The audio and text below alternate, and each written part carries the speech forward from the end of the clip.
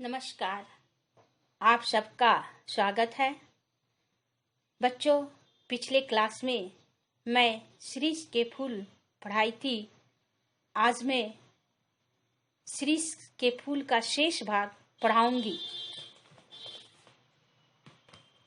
शीरीष के फूल में कवि कहते हैं कि शीरीष के फूलों में कोमलता तो होती है, लेकिन उनका व्यवहार कठोर होता है।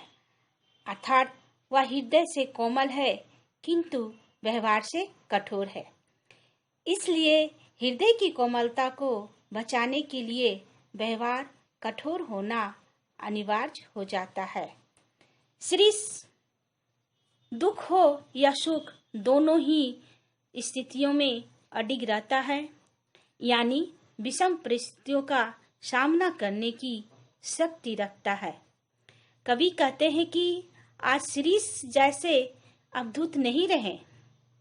वे कहते हैं कि प्रेरणादायी और आत्मविश्वास रखने वाले अब नहीं रहे। वे शरीर को महत्व देते हैं, मन को नहीं। इसलिए कवि शीरीष के माध्यम से वर्तमान सभ्यता का वर्णन किए हैं। कवि कहते हैं कि पुरानी पीढ़ी अपने अधिकार के प्रति पहले से ही सावधान क्यों नहीं हो जाते, जबकि उसे पता है कि जन्म और मृत्यु जगत के सत्य है। तुलसीदास ने भी इस सत्य को स्वीकार किए हैं। शीरीष के फूल खिलते ही यह क्यों नहीं समझते कि झड़ना उनका निश्चित है। लेखक का मानना है कि हिलते डुलते रहने से, स्थान बदलते रहने से, आगे की ओर देखते रहने से महाकाल देवता के कोरे की मार से बच सकता है।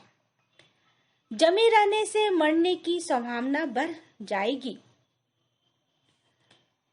शीरीष को लेखक एक अद्भुत अवधूत मानते हैं।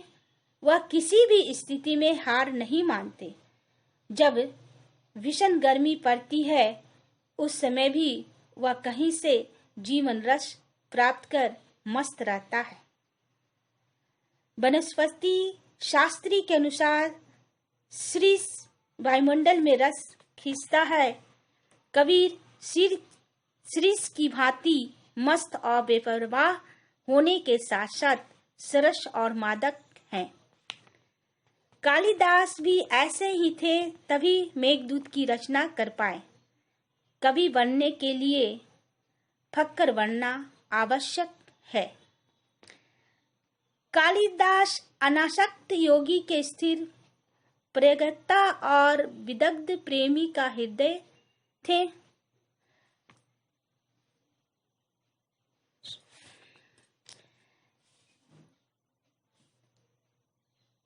उन्होंने शकुंतला के सौंदर्य का वर्णन किए। शकुंतला स्वयं बहुत सुंदर थी। कालिदास का हृदय भी और भी सुंदर था।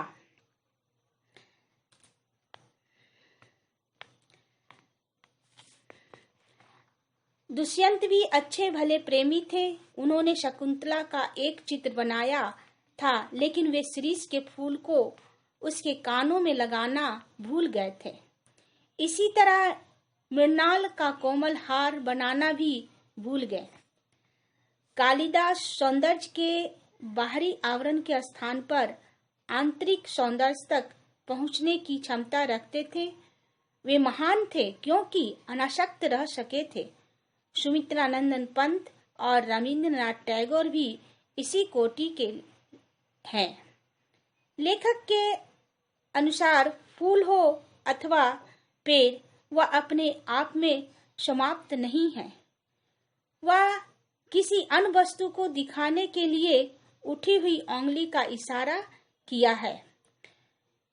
शीरीष का वृक्ष लेखक पर अवधूत की तरह प्रभाव डालकर उसके मन में ऐसी तरंगे उत्पन्न कर देता है जो ऊपर की ओर उठते रहती है। वह धूप, वर्षा, आंधी, लू में भी सरस बना रहता है। लेखक कहते हैं कि क्या यह शीरीष हमारे देश की मारकाट, अग्निदाह, लूटपाट आदि में भी स्थिर रह सकता है। ऐसी स्थिति में महात्मा गांधी स्थिर रह सके थे। शीर्ष वायुमंडल से रस खींचकर इतना कोमल और कठोर है।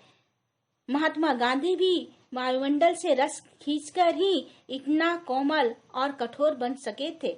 लेखक जब जब शीर्ष को देखता है तो उसके हृदय में हुक उठती है कि वह अवधूत कहाँ है।